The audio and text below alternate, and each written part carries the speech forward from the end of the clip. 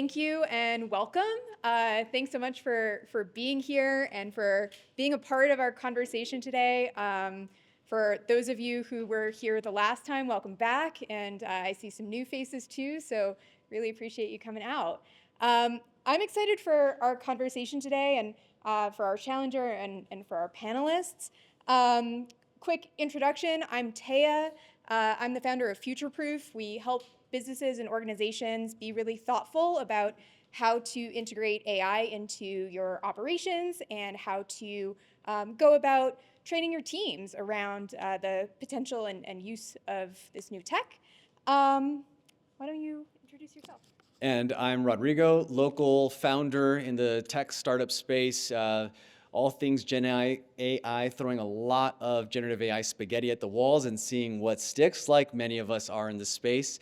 Have been a founder for now going on 13 years. Was blessed to be at the right place, right time in the 2010s and got acquired, stayed on for a few years and now get to just play with technology and really try to find ways to integrate it into the work that we all do. So excited to be here and put together this group of people who, we saw an opportunity in the ecosystem of meetups where we wanted to bring a real operator with a challenge who would be willing to talk about something that they are trying to solve and then surround them with experts and have a conversation and unpack the problem live together.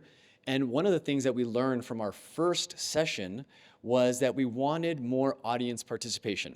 We tried our first attempt at it, and it kind of worked.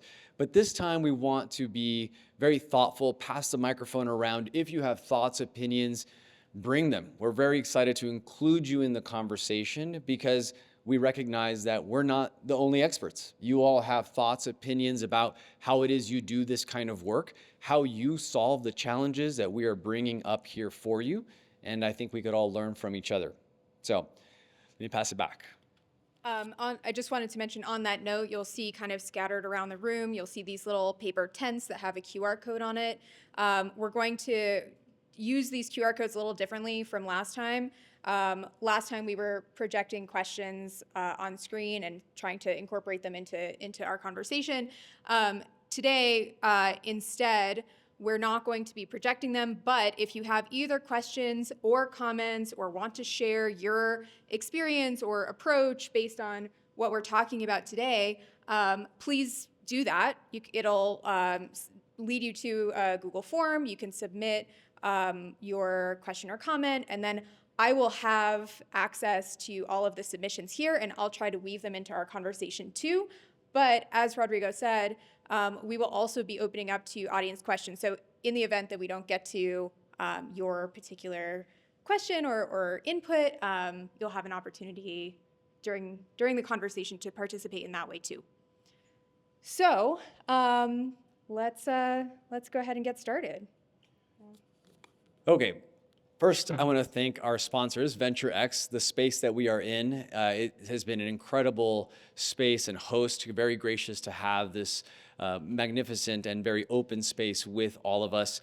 At the end, we will be putting up a QR code again, and if you can hit that QR code, leave them a review, they would be incredibly grateful, and so would we. And then we also want to thank Black Dove Studios. Graham is the founder of that video production agency studio, and they're very graciously providing the video recording for the event so that if you want to share it, want to revisit the conversations that we have here today, you can do so. So last but not least, I want to thank all of you for making it out on a Wednesday late afternoon, and we really appreciate your presence. This event wouldn't work without you, so thank you. Okay, so our conversation today is surrounding the topic of AI operations and video. And so we have our hot seat challenger today.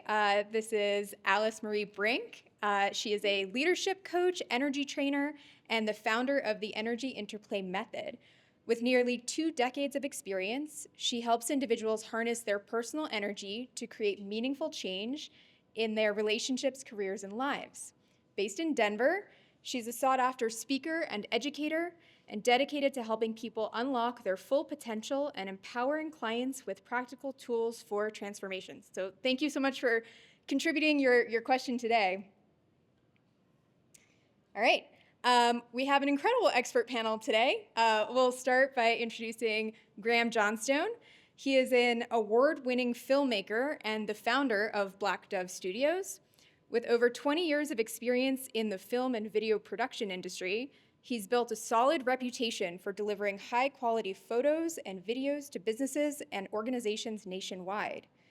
Graham's most memorable work has brought him face-to-face with celebrities like Lindsey Vonn, Paul Rudd, and Kevin Costner, and has sent him on interesting adventures all around the world. From working on film, TV, and commercial sets to collaborating with clients from all walks of life, every new project is a chance to combine his creative eye, technical skills, and passion for storytelling. Next to Graham is Dan McVeigh. Dan is the owner of Very Stoked Marketing.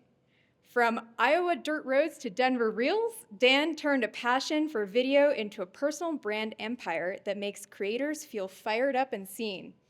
He's a musician, soccer junkie, agency antihero, and the guy who helps coaches and thought leaders stop overthinking content. Excited to hear about that. He built his business to bankroll fund, fuel growth, and help others make a ton of money doing what they love, based on the mantra, your business is your lifestyle. Rodrigo, you all already know, but he is going to join us to bring a perspective from AI and automations, trying to work with video content. And the way that we're going to organize today's format is going to be slightly different from last time. First, we're going to have Alice talk a little bit more about her challenge and dive into some of the context around that. And then Rodrigo will do a short demo on some of the things that he has tried in this space to set the stage for additional conversation, and we'll go from there and into our discussion with the experts. So with that, Alice, I will turn it over to you. Why don't you tell us a little bit about your challenge and set the context for our conversation today. Okay, thank you. I'm very happy to be here in this beautiful space. I didn't know about this, so thanks for that. So my challenge is that what I teach and train is a little ethereal for a lot of people. So I'm an energy trainer. I'm also a regular coach. I'm university trained master's coach. But I need to translate this energy that applies to work, life, health, relationships into a practical, practical application. I'm only interested in practical tools because it's all fine and good and interesting and woo-woo, but if we can't do something with this wonderful energy that we have the ability to drive, then what good is it? What good is it? So I just had a little epiphany getting ready for this. I have been afraid of AI. Is anybody else afraid of it? I have been afraid of it. Yeah. And so I realized as I was prepping for this, just really in the last couple of hours, that AI is another energy that we can direct. And so now it can be my friend. And so I'm really excited to find out how I can get more of my message out. So do you want me to talk about the challenge? Tell us about the challenge surrounding video and what you're trying to accomplish, what you have tried. Let's start there. Okay. So I've done some teaching through video and I've edited it myself. I've tried to do it with Descript. I think Descript is getting a little bit better, but it is a big headache for me. It's very hard because every time I want to do a thing, I have to teach myself a thing and I have to research and I have to wait for a response. And it's just kind of a big wall. It just not in flow for me. And then I've done a little bit with Clipchamp with editing, short videos, but I haven't done anything that is consistent and that I want to have a steady flow that I can put out on social media of video. And one of the things that has made me just kind of stop is that I want to be able to depict the energy in beautiful visuals that does it honor, but also shows the direct direction of the energy and how we're controlling it and driving it. And so it needs to have this artistic spin that I hope you guys can help me with. It needs to have that, and I want it to be beautiful and lovely and all those things too. So when you say you want to be posting on social media, what Yeah. platforms are we talking about? Primarily LinkedIn, or what channels are you looking at? Right now, LinkedIn, my Facebook business page, and Instagram posts. Okay. Yeah. And with those postings, what is the audience that you're trying to capture? Um, people that know me, kind of past clients, prospects, and just kind of I've kind of done the shotgun thing. I mean, I would say that's not well defined.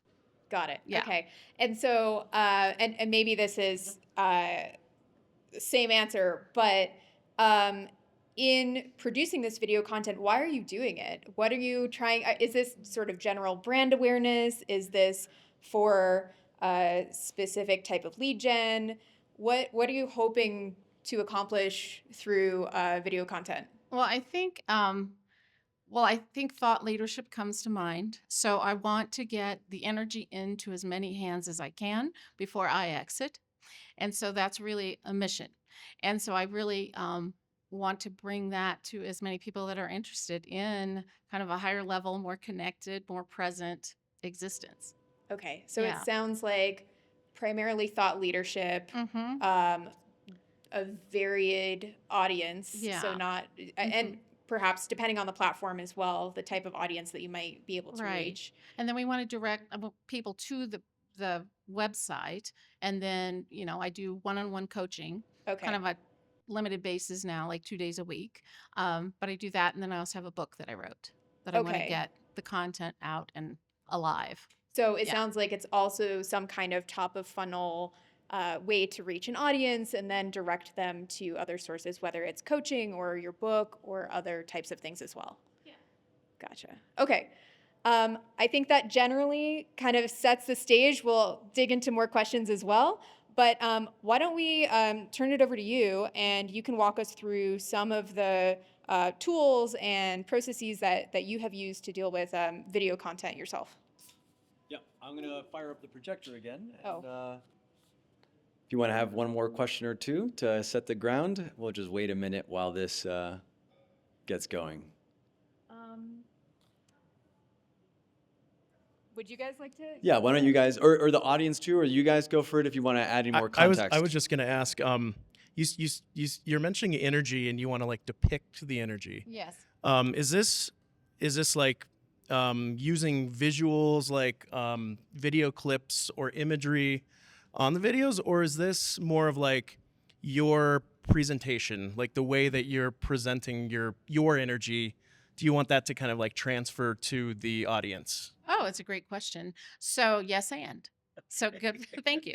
So I think part of what I teach is what our energy state is. So yes, and how that can change. And I actually have technology that can show how we can change our state pretty efficiently, quickly.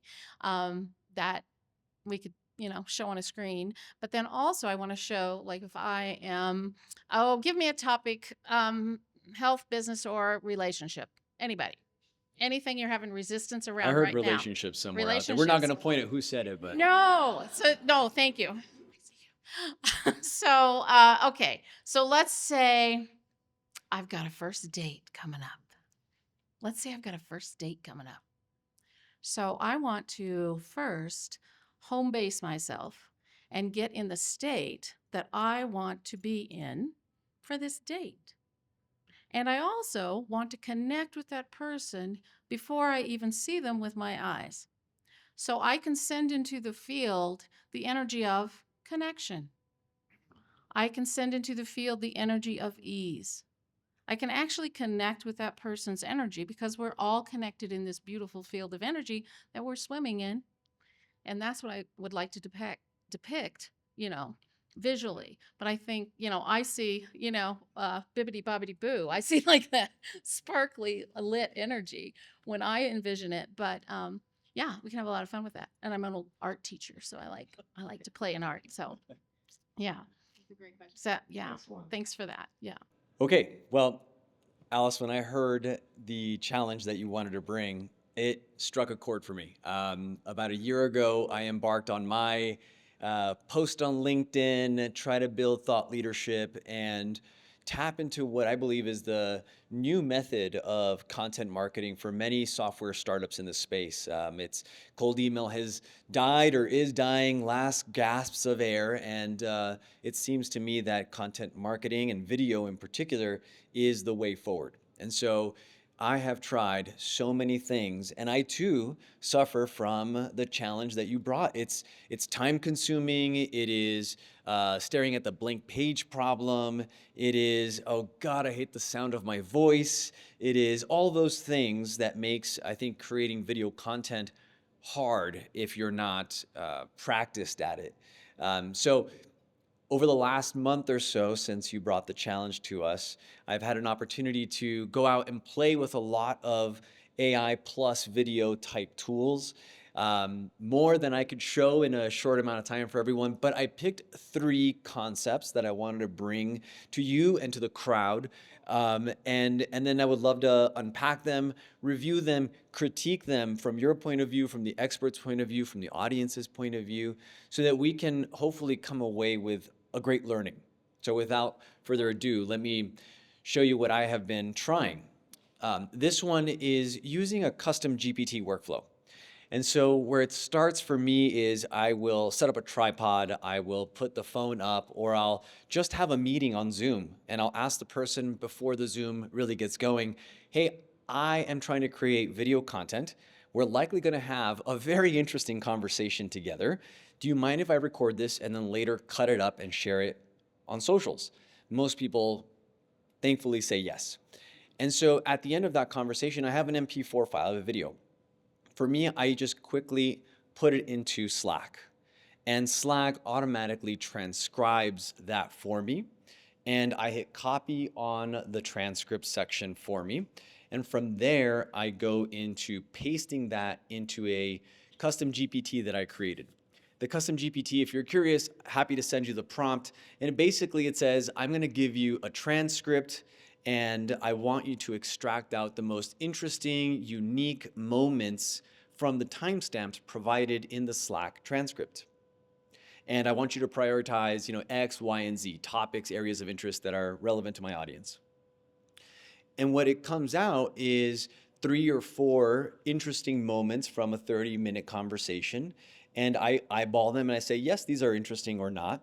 And then what I do is I copy paste that and I send those to my video editor. I ended up hiring a video editor for this purpose so that they can just focus on getting the content, getting the interesting moments, and going. Now, I used to do this without custom GPT, but it would take them so long to find what I thought were interesting moments. They would comb through it and they'd say, what about this? I'd be like, I don't think that's interesting, right? And I don't blame them. They're not me, and they're not kind of tuning what I'm looking for. So at the end of it, they produce the MP4 files, usually 3 to 5 cuts that they send me. And of course, there's an iteration cycle here. We go back and forth, add this, change that, make sure you add a little extra. I was saying, I want to finish the sentence there, etc. And then at the end of all this, I post to LinkedIn. So that's the process. What it looks like, as I mentioned, is, I was editing the video from Larry. Shout out to Larry, who's here, who filmed this last month. And I was doing this with this workflow. And here it is in Slack. It's the transcript. I copy that. I pop it into this custom GPT I call Tatanka, my podcast editor. And you can see some of the prompt there at the bottom.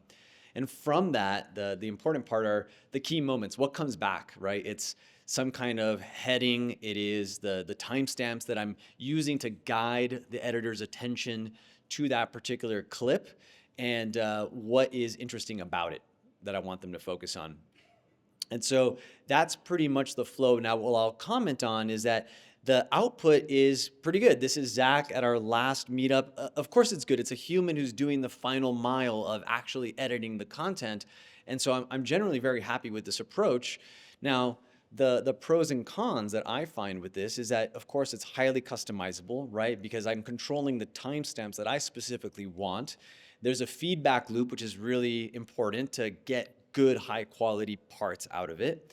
And the cons are that it costs me $500 a month to hire the editor to be sort of on call, and I'm sending them about 8 hours of footage generally every month.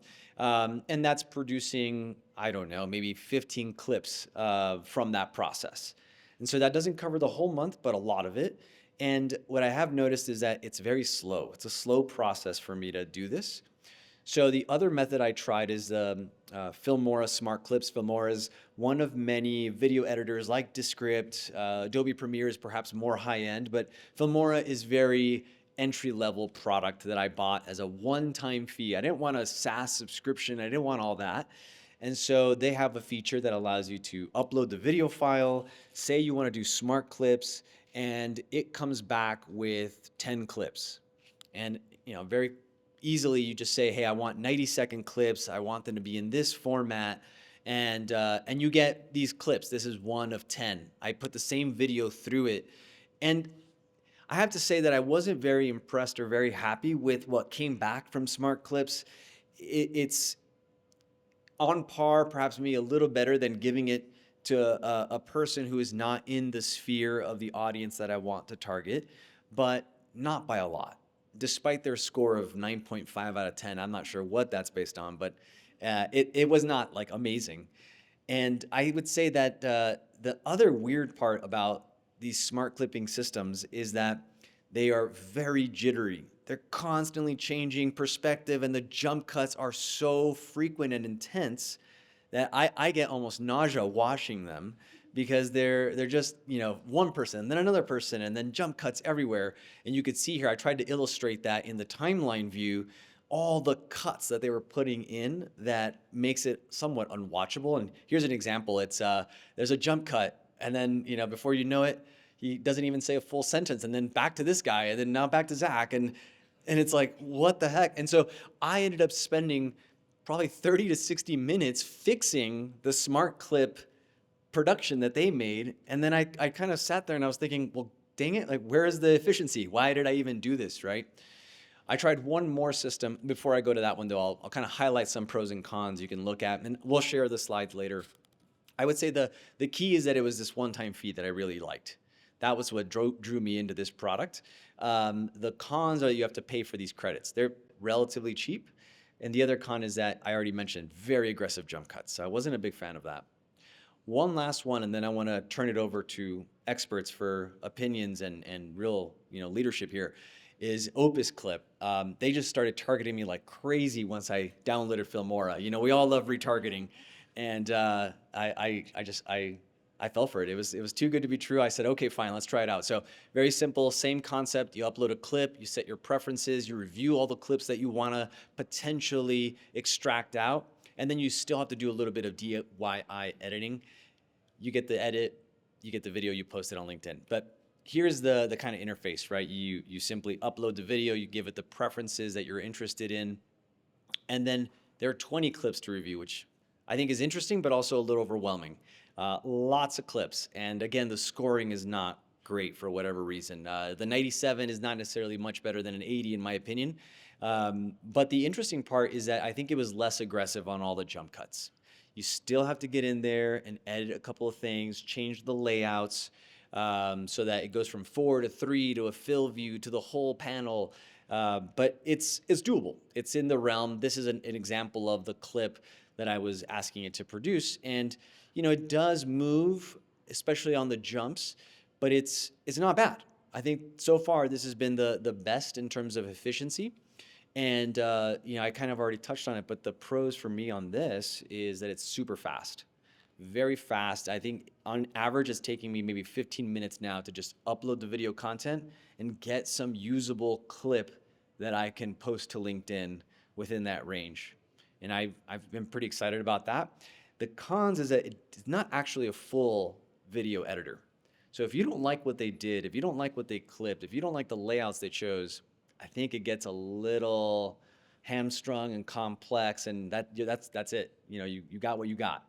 And that's a shame. but also the price. It's of course a subscription. There's credits you have to constantly be using and paying for. Relatively cheap. It's 5 cents per minute of processed video. So it really depends on how much video you have to do, but it's still cheaper than having a full-time editor on this. So I wanted to share that as this is how I tried tackling the same challenge that you brought and share some of these different perspectives. But I would love to invite now our experts to weigh in and share some of their perspectives. I'm sure you all see both the cutting edge of generative AI plus video applications and how you've helped clients do this kind of work faster, better.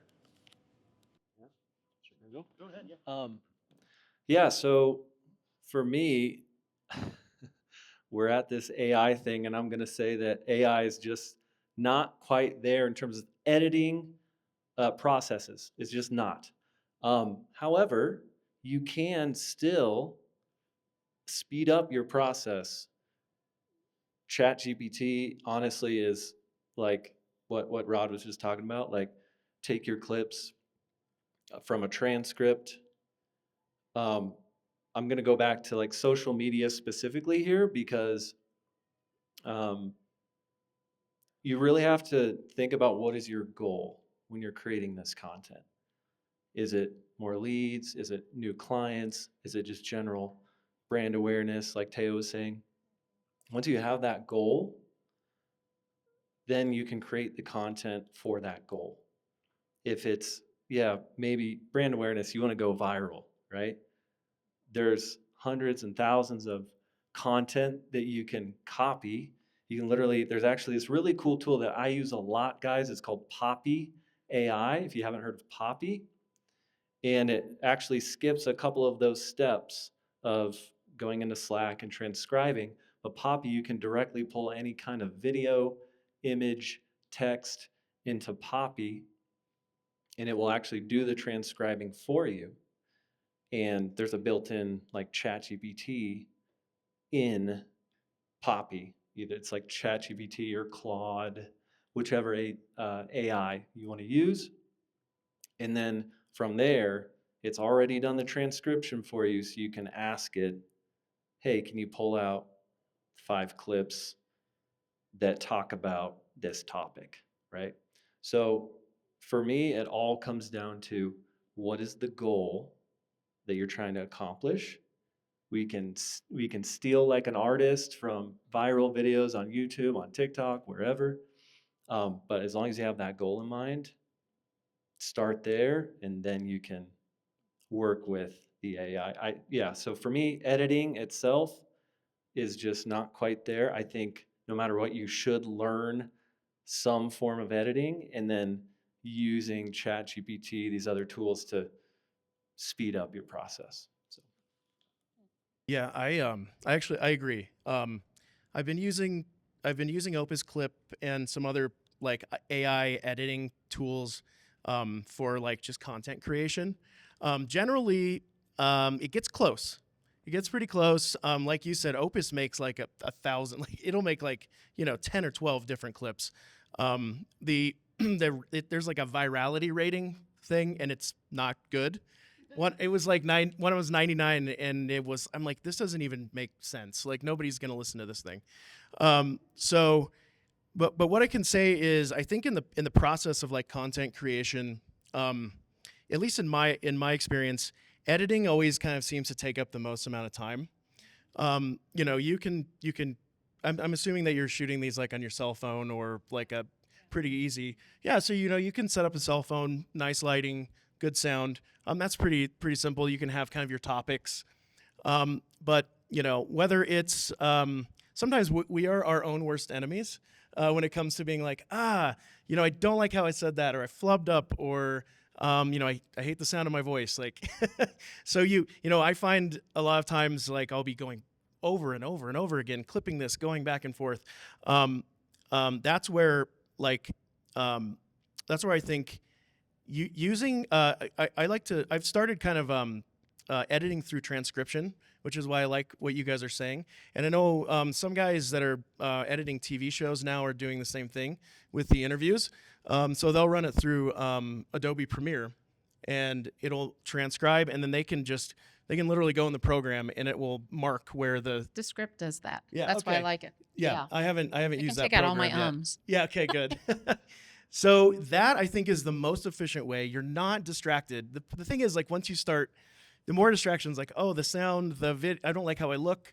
Just, I think and to your point, there's no substitute as of yet for having an actual human interacting with the content, doing the work. So, I think AI is like almost there. You can get some usefulness out of those tools, but really, if you want to get like really good content, either like I'd say try to kind of learn. Maybe it's editing via transcript, or maybe it's just learning how to utilize some of these platforms yourself. But honestly, like we've been using editors, and it takes a little bit more back and forth, a little bit more time. But if you want the best quality, and really to kind of, there's like the human mind can wrap around like figuring out exactly how you want to get across your point. I think there's no substitute for that yet. Getting Okay, close. So this is my level. So how do I tell? So Descript, I think, has a thing in it that you can get clips out. But how do I, well, I guess I heard your prompts, right? I don't know how to do that in Descript, but I guess I need to learn that. Yeah. So I need to learn that, but then I think the overlay thing is to be able to add visuals is there a way that AI can create this, Well, actually, I just we were talking kind of about Opus, and I was just in there the other day, and I don't know how good it is. I haven't really used it, but there is a way to insert AI generated video clips or images. Another option would be we use like Motion Array or was it Artlist.io. They're just a repository of like tens of thousands of video clips, stock video. So, but some of it's really nicely shot.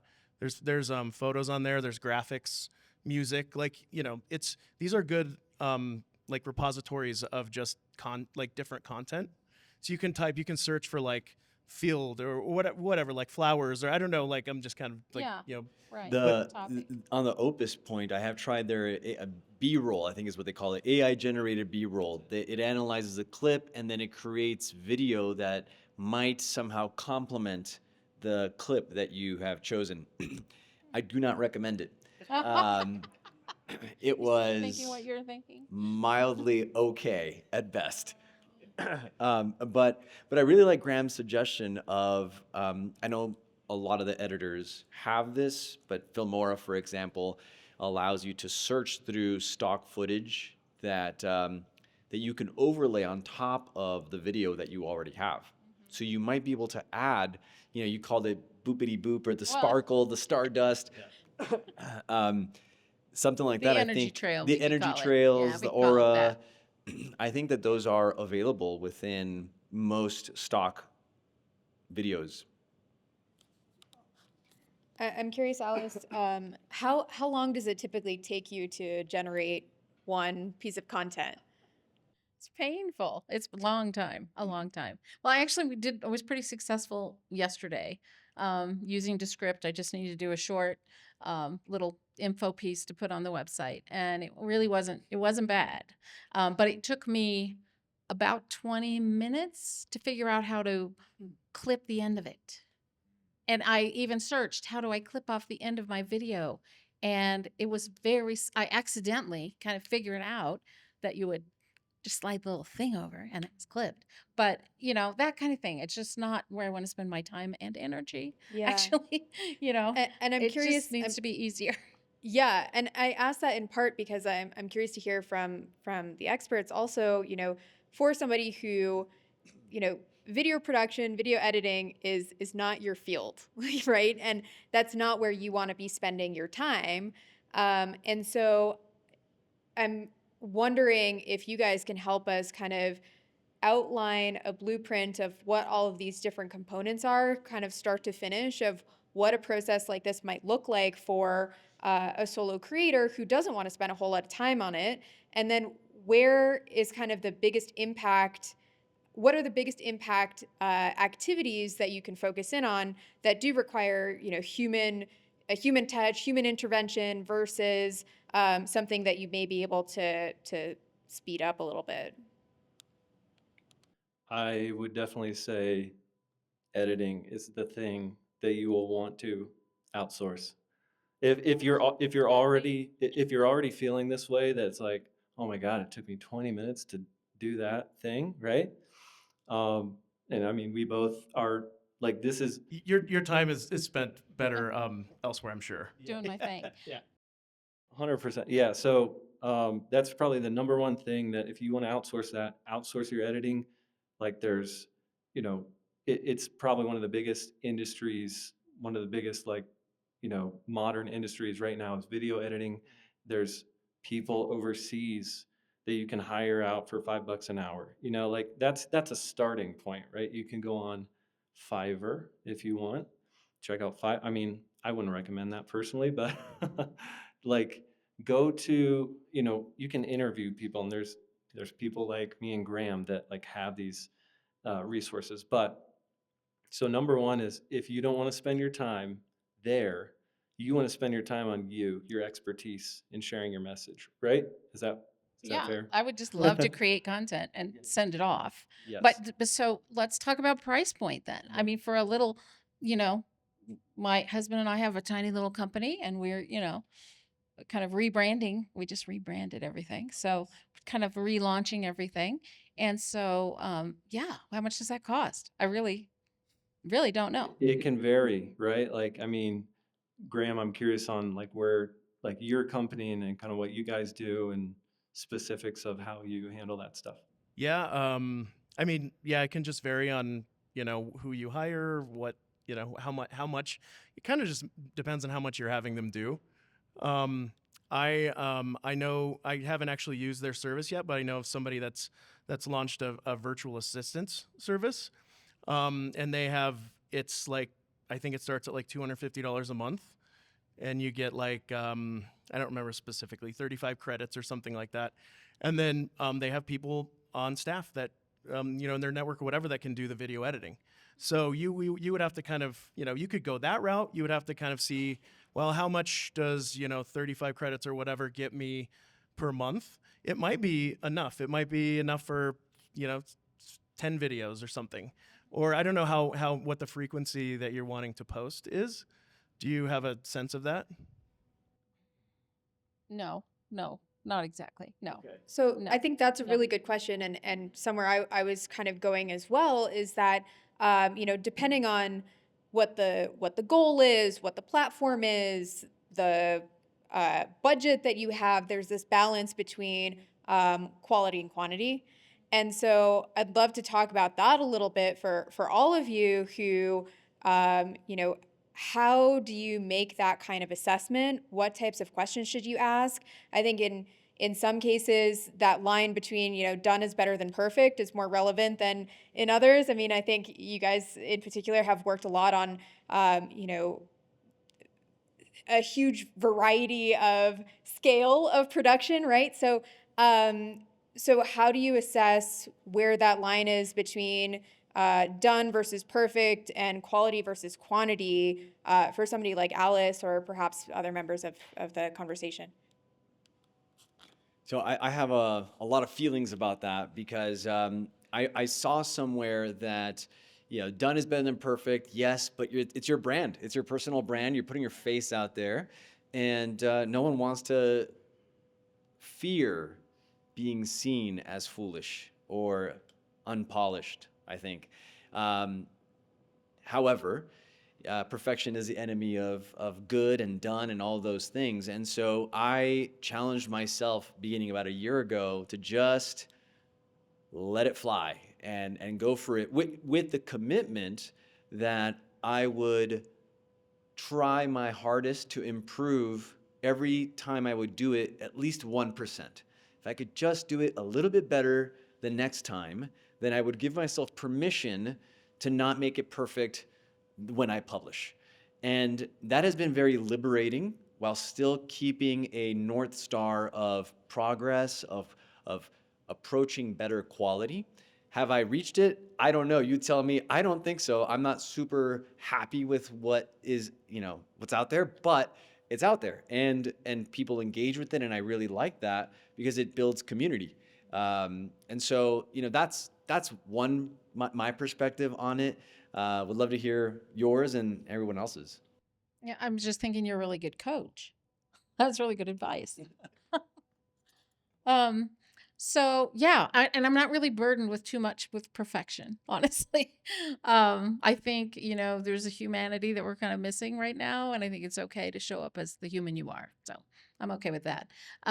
But I'm an old art teacher and I like it. I like my pictures to be straight on the wall. There's that. And I like those things to look neat and put together. And I want it to feel, I want it to be the connector so that we offer a lot of different things. And I want it to be, like you said, the top of the funnel. Thank you, funnel. So yeah, I mean, yeah, that's kind of where I am. I'm okay with a little imperfection. Not too afraid. I'm afraid to tackle the project. Not that it won't be perfect. How about that? That's more. I have a fantastic interview that I've got two that are sitting waiting that are very world-renowned energy people, and one is actually passed. And people would love to see this content, but it needs heavy editing. She was very ill at the end. And so that's a challenge. It's sitting there waiting and it's just been, yeah. So that's more my challenge. Yeah. Where my mind goes on this topic is viral videos. And I have a question for everyone. Does anyone know why videos go viral?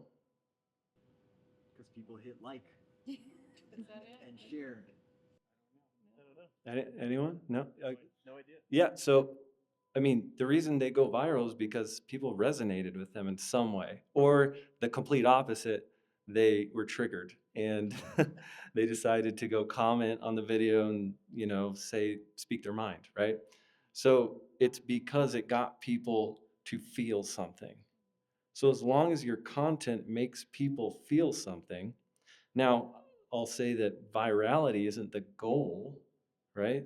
But if it accomplishes the goals that you set out for your content, even if it just gets 1,000 views, which most videos on Instagram or whatever are going probably. But that's my thought is, as long as you're creating content from your gut, like you're talking about, you're resonating that energy and putting that out into the world, the right people are going to come to you. That's it. That's my thought. Yeah, I agree with you. But going back to what Rod was saying, yeah, I think the biggest challenge that I see with a lot of people that want to start creating content is they don't know where to start. They're overwhelmed, because it's like, oh well, like I don't know anything about sound. I don't know anything about lighting or whatever. Or is my cell phone okay, or should it be up here or down here? And then you have to think about your messaging. And then you have to think about the editing and the posting. It can be very like overwhelming. I think if you're just kind of starting out, you have no idea. I think in my opinion, I think the best thing you do is just start. Even if you like, let's say, all right, you're like, all right, I have this topic. All right, I want to talk about, maybe it's like you want to talk about how you got started in your coach training. Or something like that. Like, and then that's a good thing that people would resonate with. It's like, oh man, I'm interested in getting started, or maybe it's like a client, they want to know more about you. So then you can, I advise people to go and I turn on transcribe on Microsoft Word, just brain dump for 10 minutes, not that long, and then you've got kind of like all this information. You can put it in ChatGPT or something, or somehow kind of try to parse it and say, oh man, I got at least 3 or 4 good solid things I can talk about, and then don't worry about the technical stuff. Don't just go, just do it, and you might record it and you might say, well, I don't really like that. At least you, number one, figured out the content. Number two, you recorded something. So you can kind of like, you can start analyzing that and say, okay, well, maybe I want to do this next time or that next time. And then from there you can go edit your content. And I think it's kind of like just pushing record and doing it is, I think 99% of people will never even get that far. But I think that's, as cliche as I guess as that sounds, that's the best way to start is just do it. And then go from there. You'll get better. There's some content creators on YouTube that have been on for 9-10 years, and you go back and look at their original stuff and it looks bad. And now they're in like polished studios with like, $100,000 cameras. So I love what you were saying, Graham, about starting and using, let's say, ChatGPT or your favorite LLM to solve the blank page problem, because that's very much where I started. Now, the hack of using an existing Zoom session to just produce content is just a different way of solving the just go problem. And if you are already having conversations with people who would be okay with that, I highly recommend that for everyone here. It is such a time saver for producing good content. I think there's so much quality thoughts and ideas that we all share with people in meetings every day, all day, and then poof, they just go into the ether and you don't really talk about them again. And it's hard to remember at the end of the day or the next day, God, I know we talked about something really interesting, but now what was it and how do I say it? You already said it, and that works really well.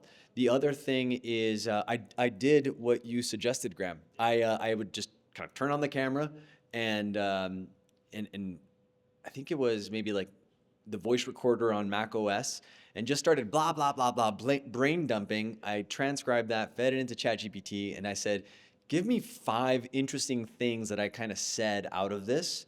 And then I took that and I said, oh, okay, I see. It's guiding me in just clarifying what I have not yet kind of put into a crisp thesis. And I have found that using a set of prompts, namely when I do this brain dump technique, what I will ask it to do is I will ask ChatGPT to analyze my, quote, unspoken thoughts.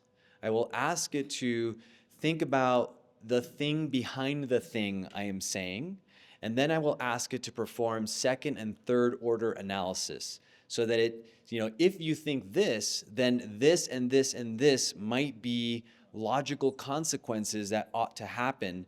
And that causes me to then pause and reflect and say, like, that's really, yes, that's what I was trying to say.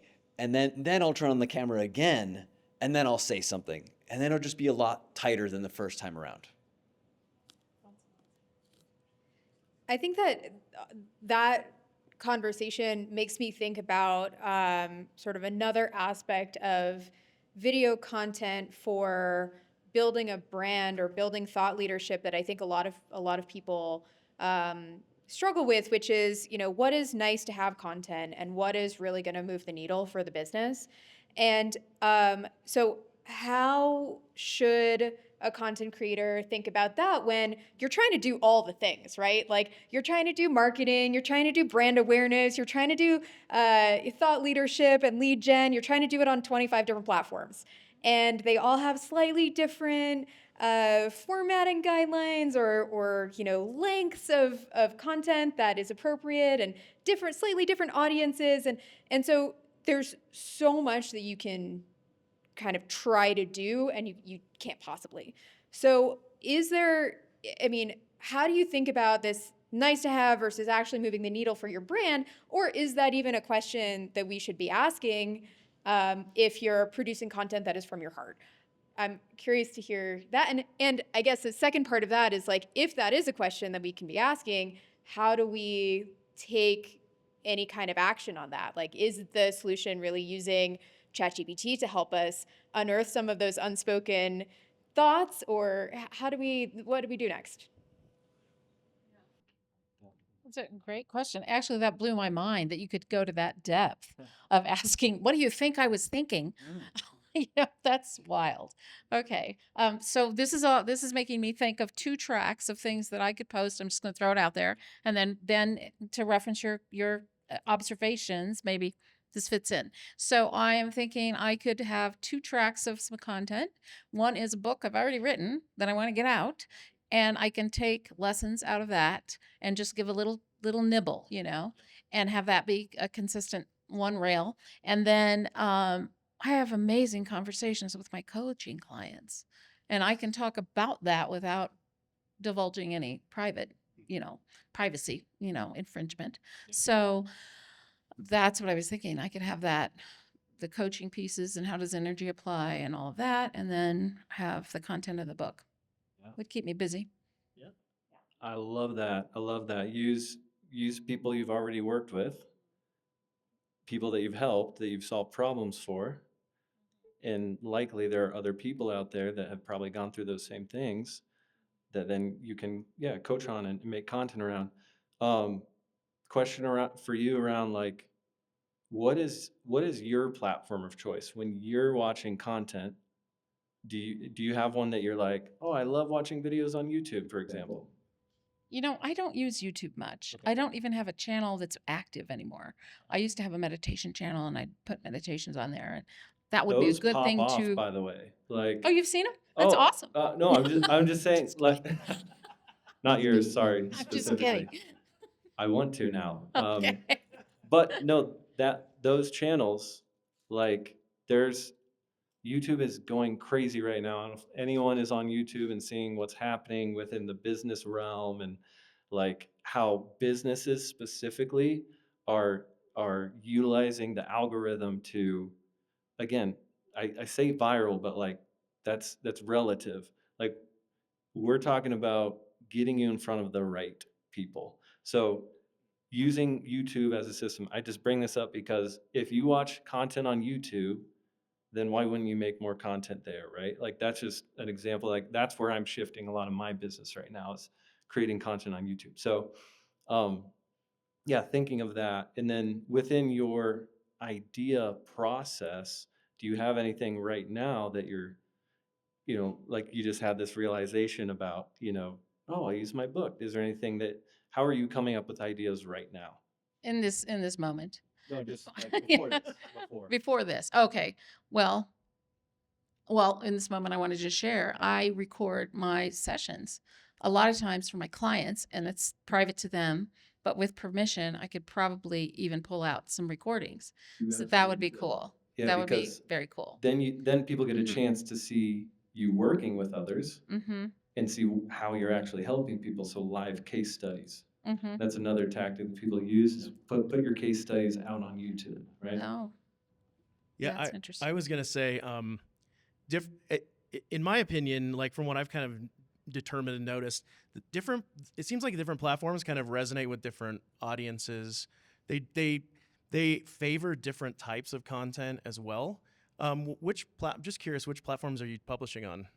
Well, right now it's Facebook. It's my business Facebook page. It's LinkedIn and a little bit on Instagram. Okay. But and I like YouTube.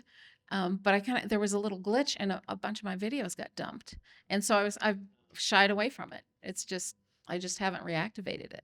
Do you know why? Did they give you any? I have no idea. No. Sucks. Yeah. Yeah. Yeah. Yeah, I mean, getting in touch with Google, would probably be good, or YouTube. I don't know how that, like, Well. Facebook is pretty impossible if you're, like, I've been running Oh, ads yeah. and stuff, like, trying to get in touch with these people, it can be tough, but at least trying and seeing what you can do there. But regardless, like, just experiment, right, with where you're going. Yeah, I don't know. Like, I'm sorry, we probably already kind of talked about this, but who is your like target market? Who are the people that you're trying to reach to, like, hire you? Would it be like business owners, or is it more personal side? Well, we offer Or- several things. Okay, got So it. so on the coaching front, it's most of my clients are middle-aged and older women, some younger. I have some men. I'd say 20% of my coaching clients are men. The rest are women. And usually what brings them in is either facing a big transition, marriage, divorce, life changes, or just wanting to find meaning in this stage of life. And so that's a big target there. And then men, same topics, actually. And then on the more business delivery side, my husband and I do a program called Energize Your Message, where we combine my energy work and his amazing presentation skills. And those two things together are Energize Your Message. And so that's more of a business development audience. And so Yeah, I lots mean, of rivers. first thing flow. that kind of pops into Yeah. my mind, I believe it was last year, LinkedIn just started doing like a TikTok short video style like platform. So for, maybe you kind of segment your content for that. So for the business stuff, you could really focus, because the other problem is, once you create the content, you're posting it, and you're posting, if you're doing it individually, it can take forever, or you're just trying to figure out how all the different platforms work. So maybe it's like, oh, for the business, you get on the track, you're like, we're going to create content just for that, marketing that or addressing that, post that to LinkedIn primarily. Right. Because that's going to makes be sense. maybe where you can kind of get the eyes of, oh, there's Mm-hmm. business owners, there's executives, there's people that might be attracted to that. Mm-hmm. And then for the personal side, I'm a TikTok user. I've been using TikTok a lot, and I mean, I'm not like a big Instagram or Facebook guy, but TikTok, it seems like I think that you could maybe get some good views and interaction Mm-hmm. on TikTok with kind of on the personal side connecting. It's a really like I feel like it's kind of just like a platform that is honest and authentic and just like it's people talking to the camera. If you can kind of do what he said and kind of just really connect and resonate with your message or your delivery, I think you might have some good success on that platform. So Interesting. And I'll add that that is a good channel. And I also double click on TikTok, talking to the camera. And if you decide that you want to go down that path and you find, but what do I say? What lit up in my head when you talked about your book that you've already written is that is incredible fodder for generative AI to give you ideas of what to talk about, right? Because I imagine your book is in some kind of chapter format and it has a story arc or lessons to take away, perhaps. And if you could take sections of the book, pass it through Gemini because of its long context window or ChatGPT, et cetera, and say, I am trying to engage a TikTok audience that consists of XYZ persona characteristics. Here is content that I'm an expert in that I would like to somehow talk about, create outlines, scripts even, though don't read them, to start getting ideas, right? And then start just recording them and putting them on TikTok. I think that'll be very, very productive. Last thing I was going to say, Alice, is who do you actually like working with the most? Mm. I love all Wow. I love all my children. I do. I do. Everybody's so cool. Actually, I like to see the hero. I get to be witness to the hero that's in every single one of us. And I'm not kidding. Yeah. It's stunningly amazing how amazing people are. And we've all got our stuff, but if we can kind of neutralize some of that stuff and get rid of it, we can fly free. And it's it's not all the peoples. Yeah, not one. Yeah. Mm. And I only ask that because for the algorithm, right? Like it's easier to mention, let's say middle-aged women specifically who are going through a life change, right? It's easier to call that person out at the beginning of a video in the first 3 to 5 seconds of a YouTube video or a TikTok video or an Instagram video, and them immediately being like, oh, that's me, right? So that's why I asked that. And because you can still make that content for multiple people that you work with, but if you have that focus, then it's easier for a channel to take off when you have that kind of one. So you can start with maybe one, and then as you're finding more, progress or progress with that kind of audience, you can build that up and then, okay, cool, that one's doing well. Now I can kind of start branching out a little more. I want to make sure that we have time to get any questions or comments or suggestions or feedback from the audience. There were a number of questions that I wasn't able to get to. My favorite one is a comment that is, "You're a former art teacher, not an old art teacher." So thank you for that. Let's open it up. I think there's a question back here, and maybe I'll bring the mic. You can pass it around.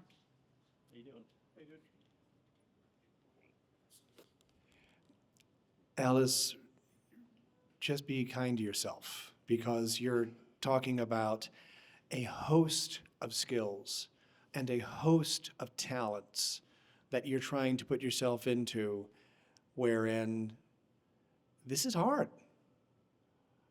And there is no one solution to replace an entire crew. So as an editor, the best thing you could possibly have is good assets. So the easiest thing you could do to make everything downstream simpler is to write it out. That even if you aren't memorizing the script, but you know your parts, you can then know that you have the good take from this part, the good take from that part, and then you throw everything else. So that would be the easiest way to streamline, whether you're doing it yourself, you're hiring somebody, or using a system, is to make sure that you're not just extemporaneously performing. It's not improv night. You have thoughts, you have experiences. Take a moment, write them out, practice them a few times, and then hit record. That's probably the fastest way to streamline everything from that point on. But still, don't be too hard. This is difficult. Thank you for that.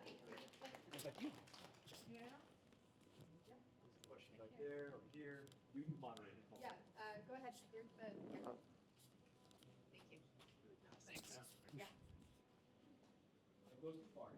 Thank you. Yeah, so my question is, I've seen plenty of colleagues start to put themselves on LinkedIn, putting themselves out there.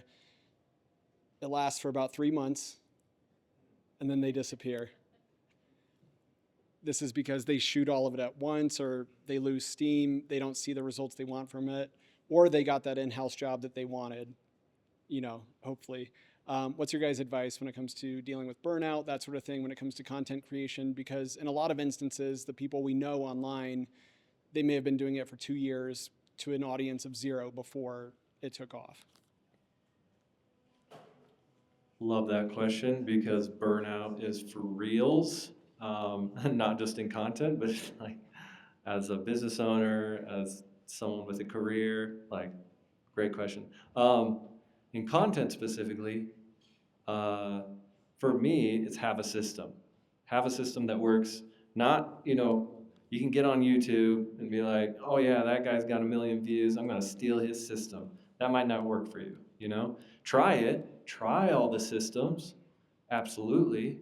But ultimately, it's gonna come down to experimenting with multiple different versions of a system, and then take the pieces that work for you and make your own thing, right? So like, if it's literally just 1 video a week and that's all you got for now, stick with that, and then you can build around it. My advice is, if you go into content creation and doing all this stuff just because you want to, don't. And I know that's hard to like wrap your head around, but you have to enjoy doing this. You have to kind of just be like, I enjoy giving advice, or I'm passionate about talking to somebody. You might only get 5 views every video until something hits, or it may never hit.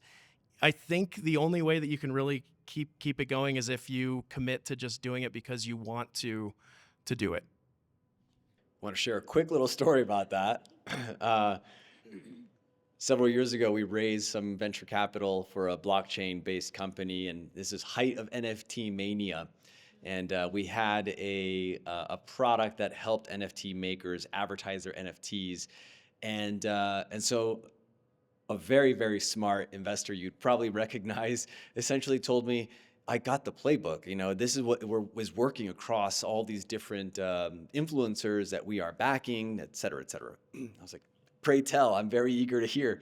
And they basically told me to go on TikTok, go to the business dashboard view, find the foremost, highest ranking, most viewed influencer in my space that is already reaching my audience, usually searched by hashtag, and shamelessly recreate the content that they had already made. Steal like an artist. And and so I did. And it was the most hellish 6 months I have ever lived in my life. The audience that I was targeting were people who were excited at the idea of earning $200 a year by passively looking at NFTs whenever their browser window would open a new tab. That was the market. And so they enjoyed a very particular kind of content that I did not like making. It was very chill, clickbait, disgust. It was, and I was like, but it's supposed to work. So I did, I don't know how many videos. And yes, some of them did perform much better than the videos I was creating on my own. So I think the playbook works, but you also have to like making that kind of content, because if you don't, God, I mean, it was painful to sit there and kind of put the brave face on and say things and do things that just were not authentic to me at all, right? And so thank you for reminding me of that. Yeah, I did. I purchased ClickFunnels. Does anybody do that? ClickFunnels? Yeah. So a lot of nods. So optimistically, I purchased that, but I never did it because I didn't want to do that, so yeah, got you. You don't want to share your TikTok handle with the group? No. All right, another question? Yeah.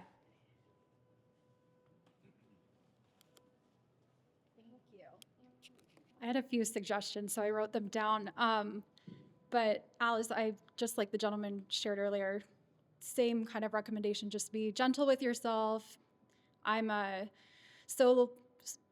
one-person team. I'm the sole marketer for my small business, so I know it can feel really overwhelming to feel like you have to learn everything, and we can't learn everything.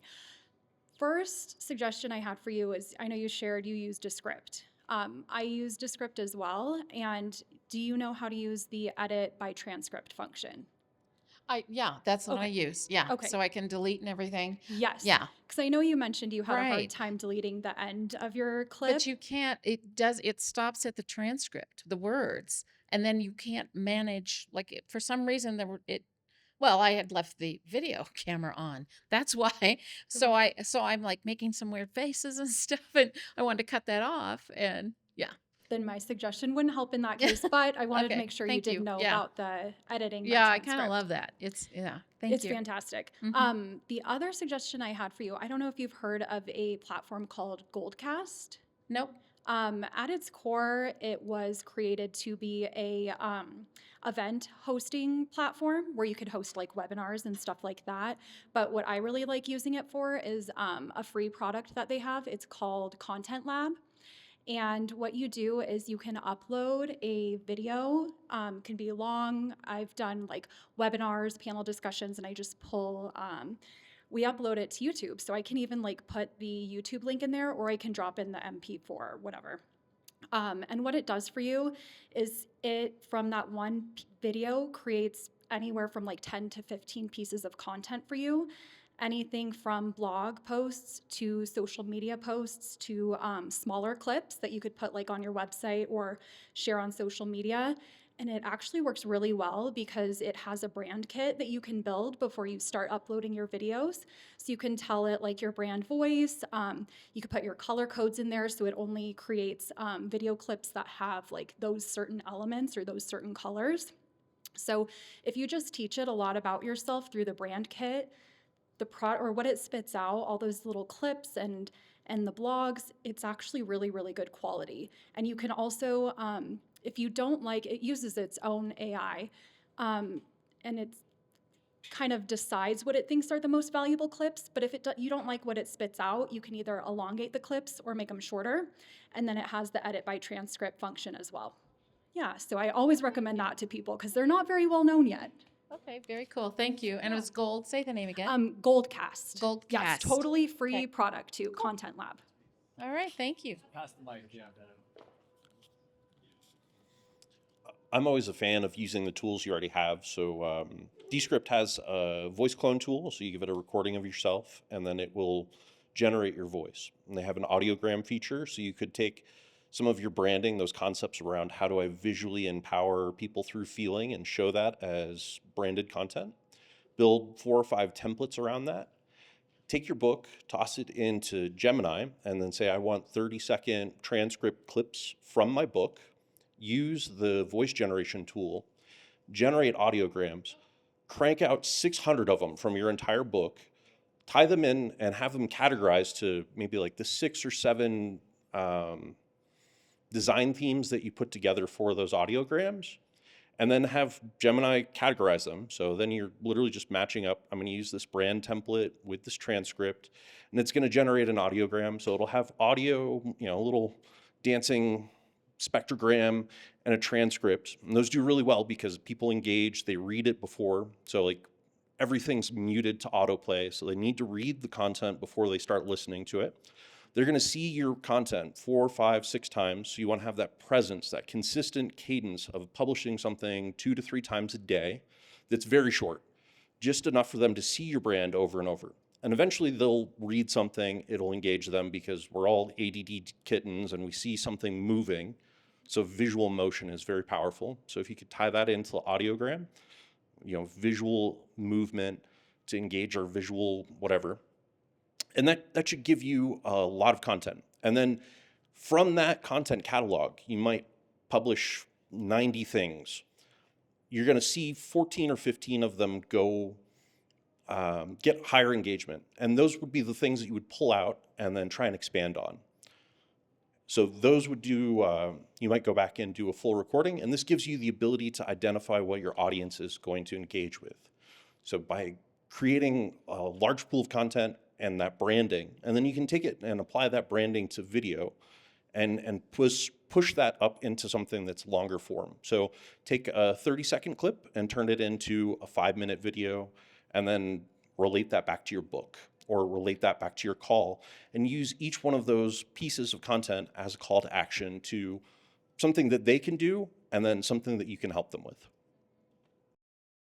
That's awesome. This is being recorded, right? Okay. Thank you so much. That is really awesome. Hey, my question is, do you have a way of identifying the top content in your field, like he was saying? And if so, can you feed the reactions to that content into an LLM along with maybe the content that isn't so popular?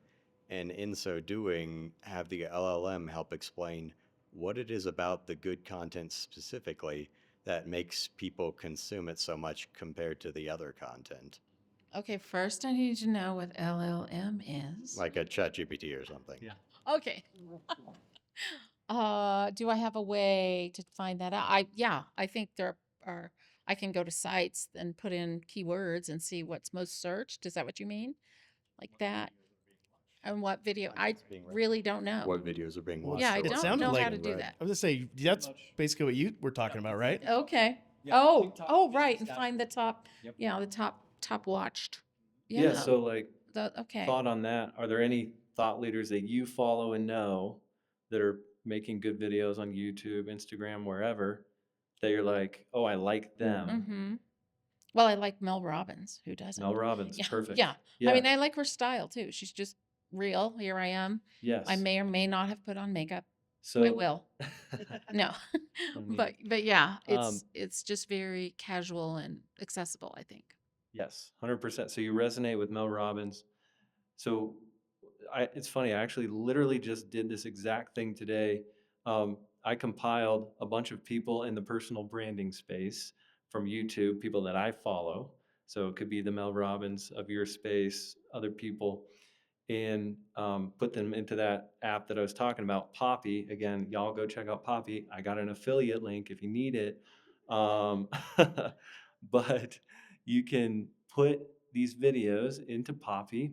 Poppy will transcribe the YouTube videos, like you were saying, and then it connects to a ChatGPT, a Claude, and you can ask it that question. You can say, "Hey, let's put 5 Mel Robbins videos into this Poppy, and then say, um, these videos got X amount of views and X amount of comments, and I can only imagine how much business that generated for sales for her books, or maybe programs that she's running, right? And this is exactly like how this could work for you, right? So you put that into Poppy, and then you say, give me these recurring themes, hooks, like at the beginning of the video that she's using, like how does she speak throughout? How does she tell stories?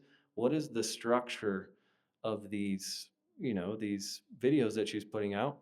And it's funny, I literally just did that with people in my space.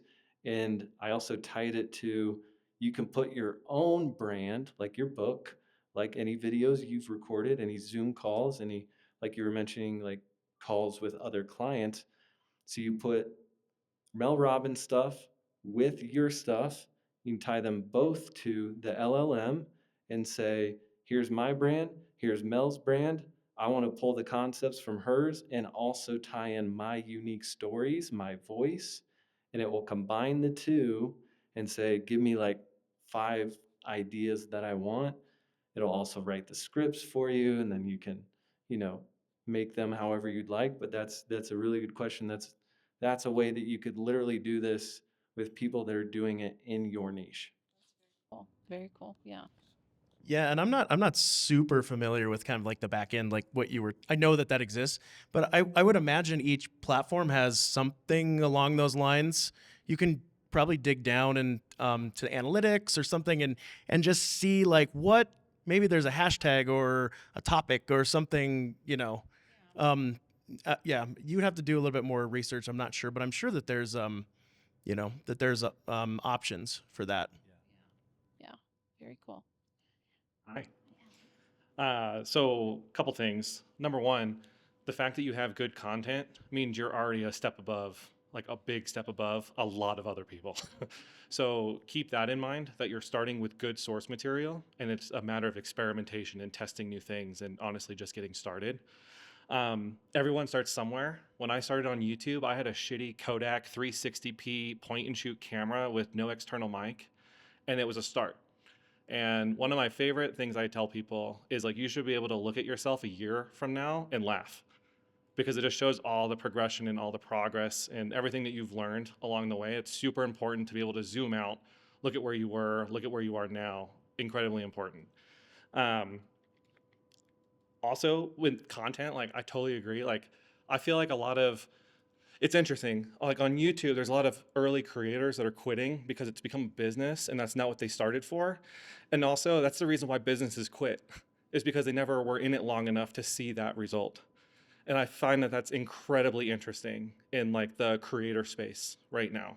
So if you can commit to yourself for 12 months to build a system, do something, like experiment, and the fact that you're just doing something reliably, consistently, people know when to find you, where to find you, awesome. The repurposing a book seems like a really low-hanging fruit because it's already content you've made. And it's something that once you build a system, and that's a lot easier said than done. But again, you just have to do it and try, right? And you'll find things that really piss you off. And that's the thing you hand off, right? But there's a really good, I can't remember if it's a TED Talk or something, about like the process of making toast. And it's about like, I'm gonna build a process and I'm gonna document it. So if I told someone how do they make toast, like, is it completely different from what I think it is? Because this way, when you go work with somebody, you have a process, and at least you have some idea of a deliverable that you want somebody else to deliver. That could be really interesting too. But anyway, I'll just leave it at that. So, yeah.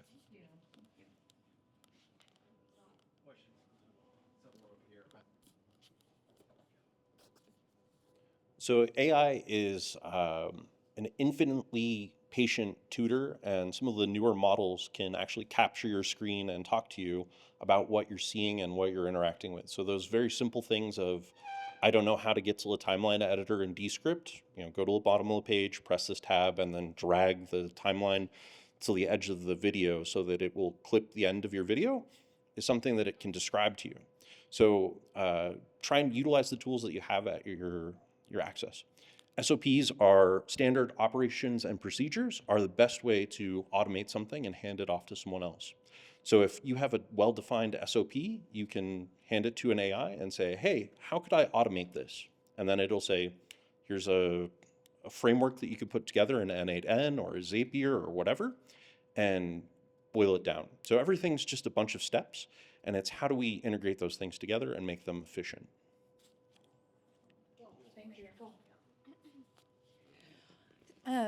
So there's been a ton of amazing information.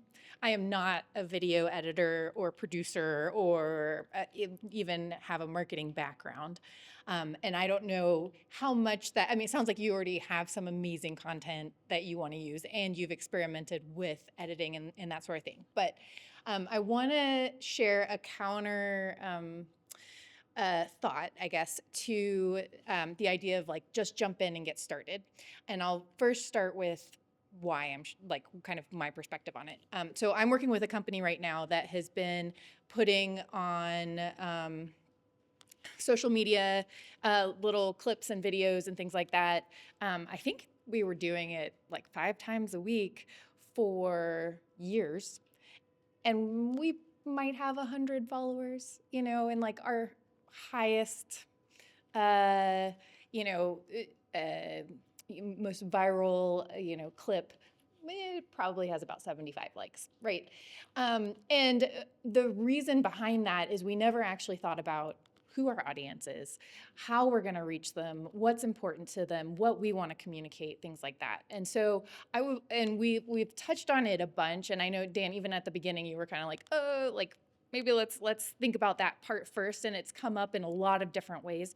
But I would encourage you to kind of pre-production really get clear on the precise details of who is this targeting, and what do I want from them? So, how old are they? How would they connect to you, et cetera, et cetera.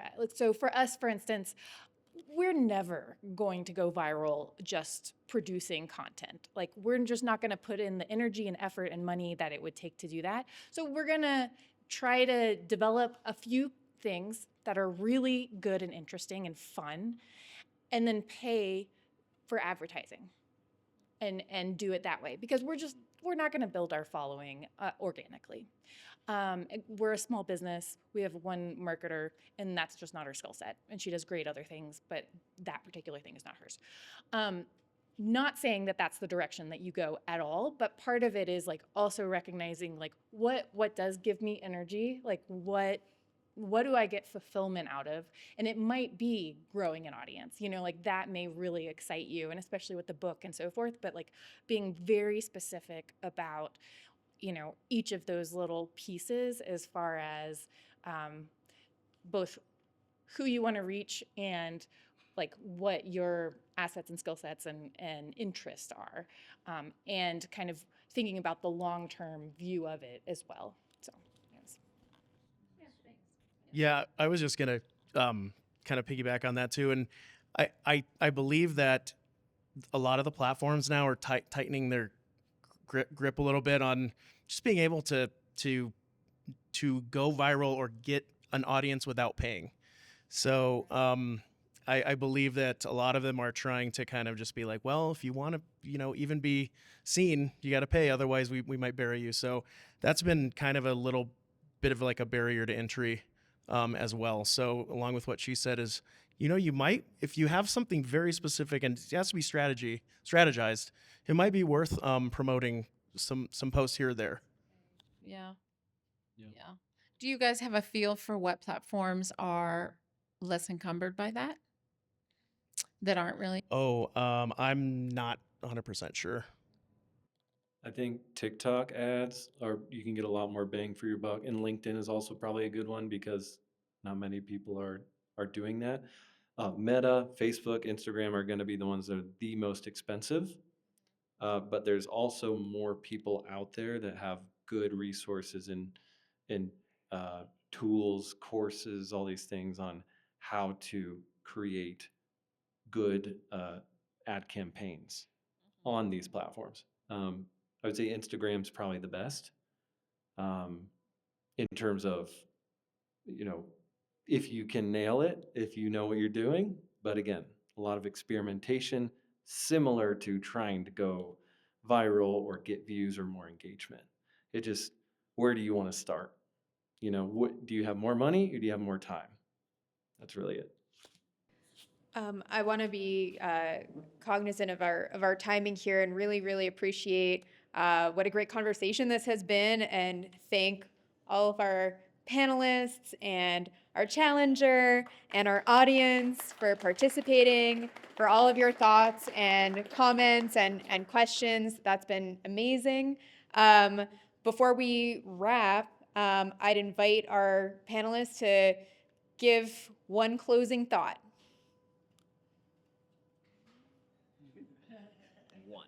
Just one. I'm gonna start because I just, what popped into my head is my head is full, but I'm feeling some optimism around this, and I appreciate that. Yeah, I do. I do. Yeah. What I put into my description or my bio or whatever, I think is pretty telling of how I feel just about business in general.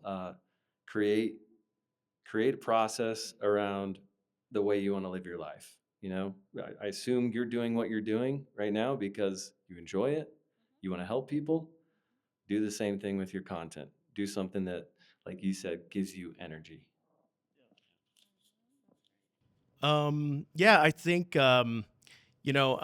Jonathan came up here and he said be kind to yourself, and I think that's the first and foremost thing that you have to kind of remember. I've been doing video production and photography and like been in this world professionally for almost 20 years, and I just do it. I just know how to go do it. So for me to sit here and say, oh, well, all you got to do is this, that, and the other thing, like I understand that, like, for me, it's easier. For somebody like you, there's a lot of distractions. There might be a lot of overwhelm, but what Jonathan said, be kind. And, I think just produce, just make stuff and make it because you want to. And then, you'll find fulfillment, and hopefully you'll get an audience and you'll generate some sales. Yeah. Awesome, everyone. I'm really excited to wrap up today and think about next month. Next month, I'm glad I didn't hear exactly who SOPs. I heard SOPs and I was like, thank you. Awesome. Next month, we're going to be talking about SOPs. How do I get my team to make them and make them in a way that will actually be used? I think it's a challenge, and it's one that we want to unpack. So we're going to have a great panel. We're looking for someone to bring the challenge as a hot seat participant. So if that's you, come and chat with us. If you know someone who might be interested in bringing that challenge, we would love to talk to them. You could tell them all about the format, and hopefully you felt like you took away some great lessons from today.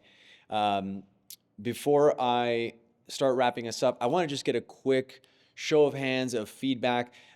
Raise your hand if you feel like you learned something here today. Oh, I love that. Me too. That was great.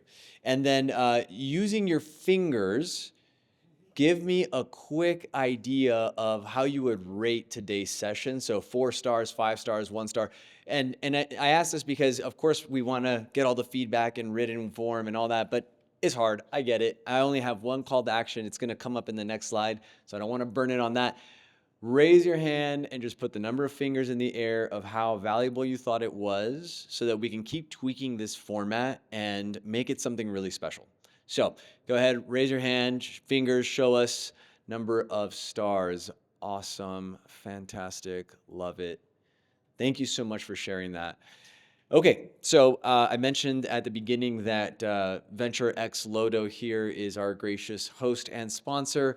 I ask that you pull out your phone right now. Please take your phone out, take 30 seconds to do this. There's a QR code at the top. It's going to take you to their Google review page. And we all know Google reviews are the lifeblood of a local business. So leave them a wonderful review about the session, how you enjoyed the space, and that really helps them out. So thank you for doing that. Thank you for pulling out your phones. If you are curious about hosting events here, London is the person that you want to get in touch with. Happy to make that introduction. And last but not least, come and say hello. We're going to hang out for a little bit as we wrap things up. And thank you again. Join us on Meetup so that you can get notifications about our upcoming events. And thank you. Pass it to Teo. Yeah, I'll just reiterate on one of the things you said around kind of feedback about the event. We're still workshopping this. We're experimenting with format and content and timing and all of these things. So if you do have feedback, anybody who was not a 5 stars in the air, please tell us, because we would love to be responsive to make it an event that is 5 stars for everybody. So seriously, either talk to us or contact us or any of those things. Please do that. Thank you. Thank you. Thank you.